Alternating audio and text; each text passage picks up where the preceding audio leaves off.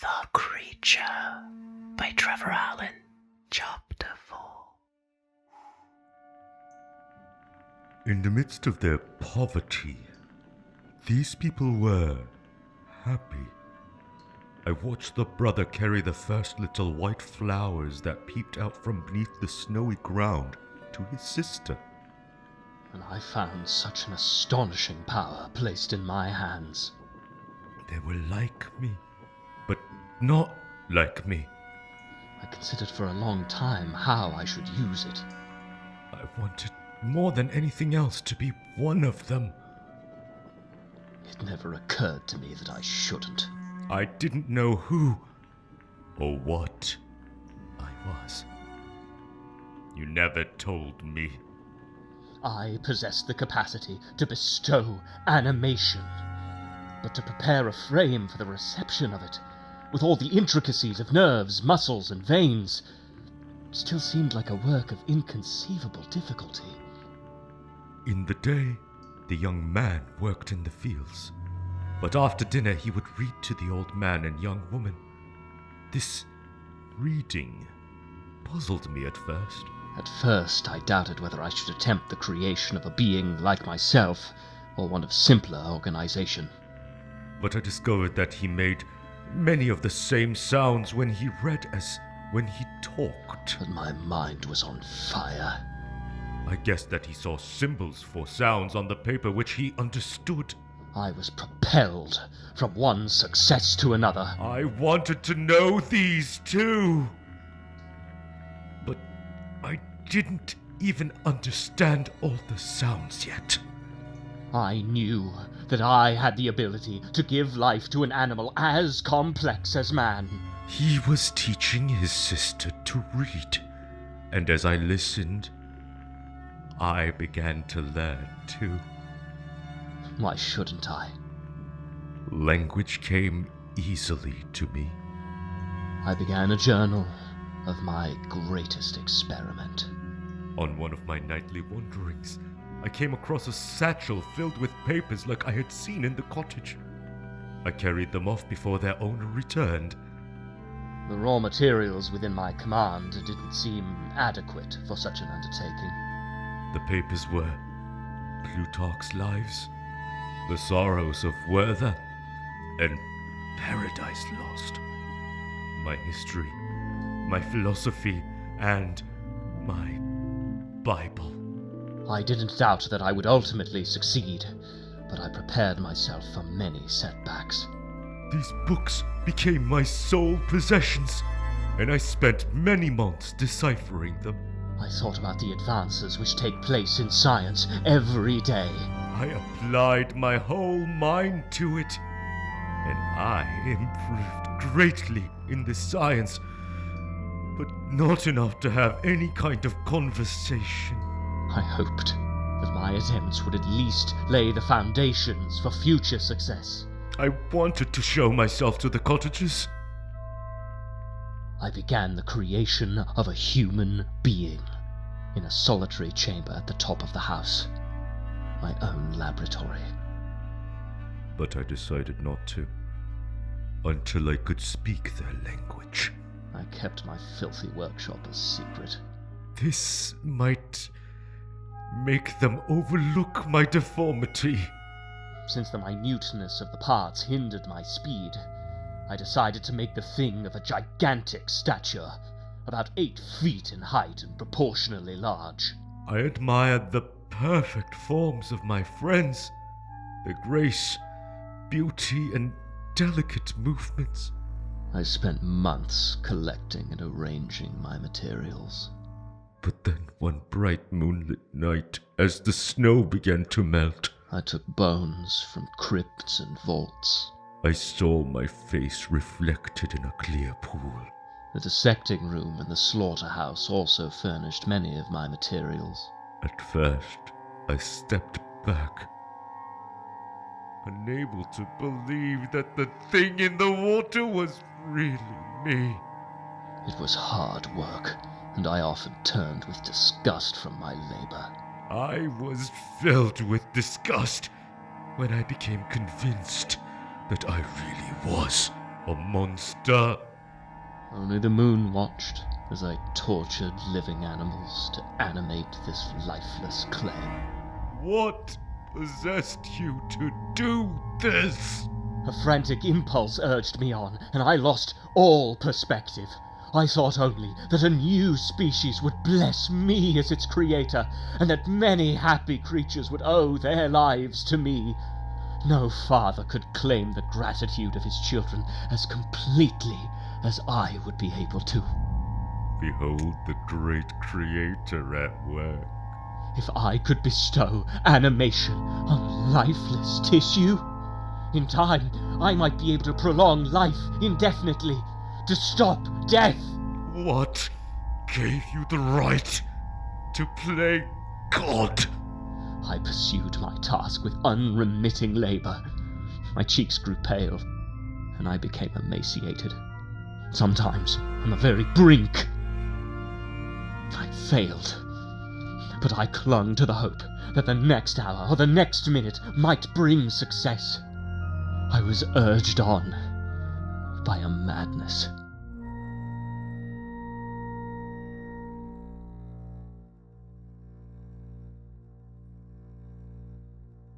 As the sun became warmer and the light of day longer, the snow vanished, and I saw the bare trees and the black earth begin to blossom. The spring passed while I worked. It was my first spring. It was a beautiful season, but I was insensible to the charms of nature. I also forgot my friends and family so many miles away. I hadn't seen them for such a long time, and I knew my silence made them uneasy. My father's voice was always there. I know that while you are pleased with yourself, you will think of us, and we shall hear from you regularly.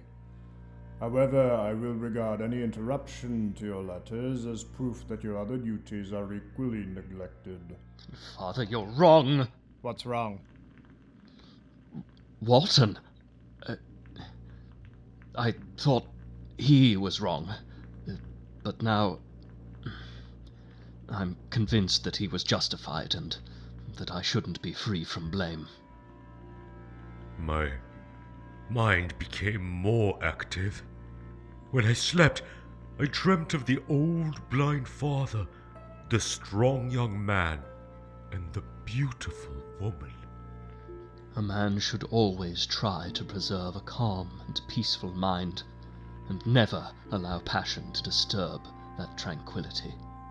They seemed like superior beings who held the keys to my future. I don't believe that the pursuit of knowledge is an exception to this rule. In my imagination, I saw 1,000 images of how I would present myself to them, and how they would react. If your life's ambition has a tendency to weaken your affections, and to destroy your taste for the simpler pleasures, then it is wrong. I imagined that they would be afraid at first, until by my gentle actions and kind words, I could first win their friendship, and then their love. That is to say, it is not befitting a human mind. These thoughts kept me going. My one goal was to acquire the art of speech. My voice was harsh, and not like their soft tones, but I pronounced the words that I understood well enough. I learned very quickly. I guess I should thank you for my mind, Father. It was on a dreary night in November that I saw the accomplishment of my work. Knowledge is such a strange thing. I was anxious and tired. I hadn't slept in days. It acts like a disease for which there is no cure. When I had collected the life-giving instruments around me to infuse a spark of being into the lifeless thing on the table, it was already midnight. Sometimes I wanted to shake off all thoughts and feelings and forget myself. But I couldn't. Not even in sleep. The rain pattered against the panes, and the lightning flashed overhead. That's when the nightmares would start. My candle was almost burnt out, when in that half-light I saw the dull yellow eye of the creature open. It breathed hard and shook its limbs. I found that there was only one way to overcome the pain of life, and that was in death, which I feared. I jumped back in fright, but as I did so, it fell back and just lay there, motionless, like death itself. Because I didn't understand. It was a catastrophe. Not because I had failed, but because up until that moment, I hadn't given any thought to the thing itself. It was hideous. I admired virtue and good feelings, and loved the gentle manners of my friends. But I was shut out from their lives because of the way I looked. I had selected its features as beautiful. The music, the flowers, and the stories were not meant for me. Beautiful? God, its yellow skin barely covered the muscles and arteries beneath. I am a miserable creature. Its hair was long and black, and its teeth were pearly white, but they only formed a more horrible contrast to its watery eyes. They seemed almost the same colour as the yellow sockets they stared out of. It had a shriveled complexion and straight black lips. I learned about families. I had worked for 2 years with the sole purpose of infusing life into that inanimate body. Sons and daughters. I didn't sleep. Mothers and fathers. I didn't eat. I had none of these. And now that I had come this far, I was none of these. when I saw it move, the beauty of the dream vanished. Where's my family? I was sick at the sight of it. Where did I come from? I turned off the machines in my lab and left. No mother held me. I threw myself onto my bed, No father watched over me. completely exhausted, My past is a blank. and finally slept. I have always been exactly as I am now. But nightmares haunted me. I have never seen anything that resembled me. I thought I saw Elizabeth turn into a corpse as I held her in my arms. But I do remember you. When I woke, I saw your face there, in the dark, a cold dew covered my forehead. lit by flashes of light. My heart stopped when, by the dim yellow light of the moon, I saw the thing I had created. Filled with disgust, while I writhed in agony, racked with pain. Standing over my bed, staring down at me. I must have blacked out from the shock. When I woke, you were gone. There was an evil expression on its face. I searched for you. And I found you, sleeping on your bed. Its jaws opened. What am I? It made some inarticulate sounds. Where did I come from? It might have spoken, Why am I alive? but I didn't understand it. Please tell me. One of its arms reached out to grab me. Who are you? I escaped and ran downstairs. Don't run away. I took refuge in the courtyard of the house. Soon after I came to my hovel, I discovered some papers in the pocket of the coat that I had taken from your lab. I stayed there the rest of the night listening for any sign of the corpse to which I had given life. At first I ignored them, but when I learned to decipher their symbols, I studied them with great interest. I couldn't bear the thought of it. It was your journal of the months leading up to my creation. A revived mummy wouldn't be as hideous as this creature. Everything in there which refers to my origin was written by you. I had looked at it while it was still unfinished, and it was ugly then. All the details of that series of disgusting events which produced me are set down. But it was just a tissue. The description of my so-called odious and loathsome frame is given in language which made your own horrors clear and rendered mine indelible. Raw meat. What I read made me sick. Why did you make a monster so hideous that even you turned away in disgust? And now that all those muscles and joints were moving, it was like something out of hell. God in pity made man beautiful, after his own image, but my body is a filthy version of yours. It's more horrible because of the resemblance. I stood there, with my back to a tree and a scalpel in my hand, waiting for the rest of the night. Even Satan had companions, fellow devils, to encourage him. I am alone.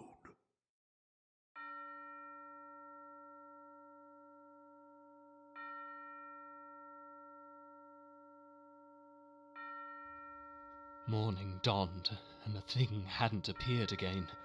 As soon as it was light, I ran out into the streets.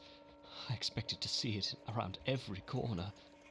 Just then, a coach came towards me. When it stopped and the door opened, Henry Clerval stepped out. Victor, I'm so glad to see you. It's great of you to meet me here. How did you know I was coming? It was supposed to be a secret. Elizabeth sent me to keep an eye on you. Clerval, it's so good to see you again. I suddenly felt calm for the first time in months. We walked towards my college, but the creature I had left in my apartment might still be there, alive and walking around, or dead on the floor. I was more afraid that Clerval would see it than I was of the thing itself. I asked him to wait at the bottom of the stairs while I went up to my room. My hand was already on the door before I knew what I was doing. I threw it open, but nothing appeared. I went in, but the apartment was empty and my lab was free of its hideous guest. I could hardly believe my luck. When I was sure that it had gone, I ran down to Clerval. I couldn't control myself. I jumped over the chairs. I clapped my hands and laughed out loud. Victor, for God's sake, what's the matter? You're not well. What's the cause of all this? Victor, what's wrong? Don't ask me. It can tell you. There, behind you. Oh, God, save me. It's all right. Clerval? Walton. Yes, of course. Walton. Everything's going to be fine. It grabbed me. You're safe. It's not here. It was only a nightmare. When the creature disappeared, I had a nervous fever for months. Clerval nursed me back to health. That's right. Now you get some sleep. I'll be up on deck. Just call out if you need me.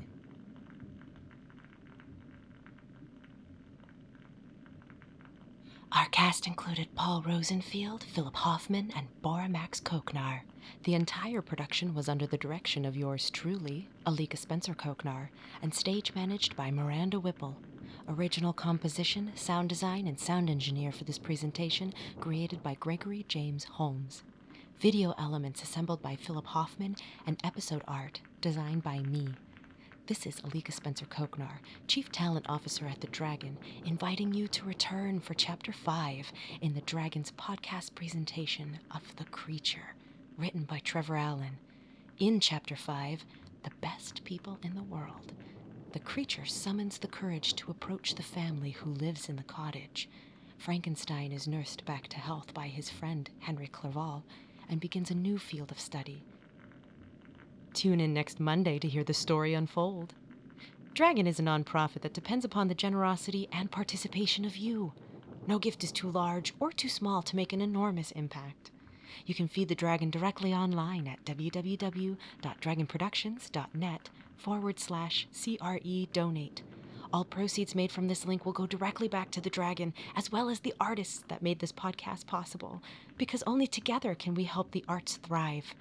Thank you so much for listening.